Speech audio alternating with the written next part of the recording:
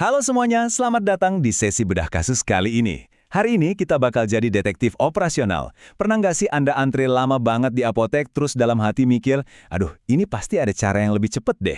Nah, Anda ada di tempat yang tepat. Kita bakal bongkar rahasia gimana observasi kecil di apotek yang super sibuk bisa memangkas waktu tunggu secara drastis dan pastinya menghemat banyak banget uang. Semuanya pakai keajaiban lean management. Nggak usah pusing sama teori yang ribet, kita langsung terjun ke data dan praktiknya aja yuk.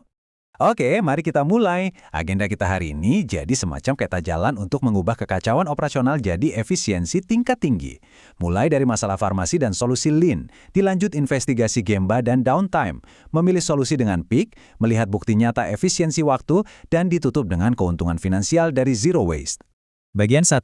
Masalah farmasi dan solusi lean. Kita tentukan dulu target spesifiknya. Nah, ini dia 4 langkah fondasi kita. Ibaratnya, ini metodologi investigasi kita hari ini. Langkah 1, kita cari tahu dulu di mana pemborosannya dan pilih prosesnya. Langkah 2, kita turun langsung buat observasi lewat Gemba Walk. Ketiga, kita analisis dan pecahkan masalahnya. Dan yang keempat, tentu saja kita ukur hasilnya. Tanpa diukur, kita kan nggak bakal tahu perubahannya beneran sukses atau cuma perasaan kita aja. Betul? Biar lebih kebayang, kita pakai contoh nyata aja ya. Ini dia alur resep obat non-racikan buat pasien rawat jalan. Mulai dari pasien datang, screening, input sistem, ngambil obat, kasih label, sampai akhirnya obat diserahkan. Kelihatannya sih simpel banget kan? Tapi percaya deh, di setiap pergantian tahap ini, selalu aja ada celah waktu dan tenaga yang kebuang percuma. Lanjut ke bagian 2, investigasi gemba dan downtime. Ingat, kita nggak bisa nyelesain masalah cuma dari balik meja kerja. Jadi, apa sih Gemba Walk itu? Gampangnya, kita beneran jalan ke Gemba alias tempat kerja aktualnya. Kita ke sana bukan buat nyari-nyari kesalahan staf loh, tapi murni buat pakai kacamata detektif kita. Kita amati prosesnya, catat waktunya, dan cari tahu langsung pemborosan fisik maupun prosedural yang terjadi setiap hari di lapangan. Untuk mengelompokkan pemborosan yang kita temui, kita pakai matriks downtime. Contohnya nih, di kategori defect alias cacat, kadang ada dokter yang salah masukin cara bayar.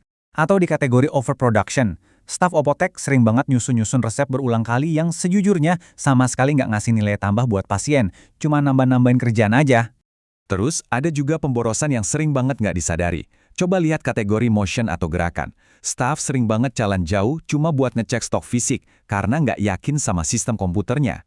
Di kategori extra processing, kadang mereka sampai harus neken nomor bagian keuangan buat buka billing ulang gara-gara pasien telat ambil obat. Setiap langkah ekstra dan setiap telepon ini, hitungannya adalah waktu pasien yang kebuang sia-sia. Jadi pertanyaannya, kita udah nemuin nih setumpuk masalah dan pemborosannya. Tapi, dari mana kita harus mulai perbaikinya?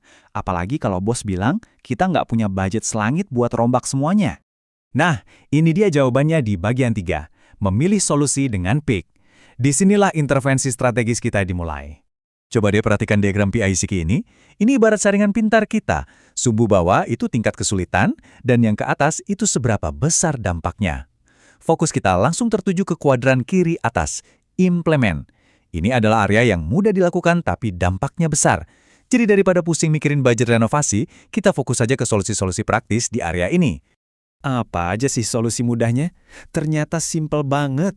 Pasang layar nomor antrian biar pasien tenang, nata ulang letak rak obat, nempelin daftar syarat BPJS yang jelas biar pasien nggak bolak-balik nanya, dan mastiin alat tulis serta kertas printer udah siap sebelum shift mulai. Iya, sesederhana ngecek kertas printer. Ini bukti nyata kalau Anda nggak butuh ratusan juta rupiah untuk bikin perubahan yang luar biasa. Masuk ke bagian 4, bukti nyata efisiensi waktu. Saatnya kita lihat hasilnya. Nah, yang paling menarik dari sini adalah kontras visualnya. Di kiri itu kondisi sebelum lean. Berantakan banget kan? Barang numpuk, meja sempit. Ini secara harfiah bikin kerjaan jadi lambat. Tapi lihat yang di kanan. Setelah kita terapkan konsep 5S. Meja jadi super bersih, rak obat rapih, semuanya punya tempatnya masing-masing. Kalau ruangan udah tertata begini, staf nggak perlu lagi buang-buang waktu cuma buat nyari barang. Dan perombakan visual tadi ternyata langsung berimbas ke angka-angka metrik yang fantastis ini. Coba lihat, cycle time atau waktu siklus pelayanannya turun drastis jadi lebih cepat 53%. Waktu tunggu pasien juga anjlok lebih dari 40%. Tapi yang paling epic itu di baris terakhir, value added ratio-nya naik dari 52 ke 81%. Artinya apa? Sebagian besar waktu pasien sekarang benar-benar dipakai untuk proses yang ada nilainya, bukan cuma buat nunggu nggak jelas. Dan akhirnya, bagian 5. Keuntungan finansial dari Zero Waste, di mana efisiensi operasional berubah jadi uang tunai. Efisiensi itu nggak melulu soal ganti sistem teknologi yang canggih. Kadang, ini tentang mengevaluasi hal-hal kecil yang kita pakai tiap hari.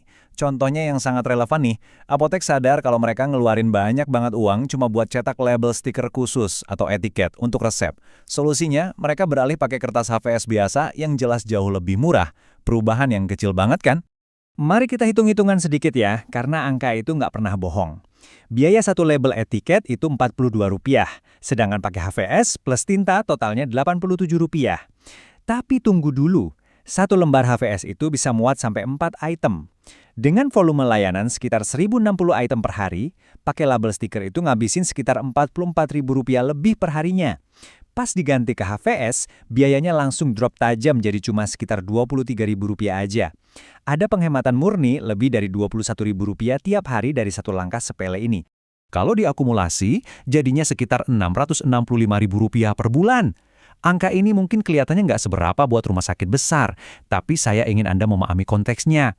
Ini baru penghematan dari satu langkah kecil ngurangin pemborosan di satu proses spesifik pada satu departemen aja. Bayangkan kalau pola pikir efisiensi ini Anda terapkan ke puluhan proses lainnya di seluruh rumah sakit. Pasti efek gandanya bakal kerasa banget secara finansial.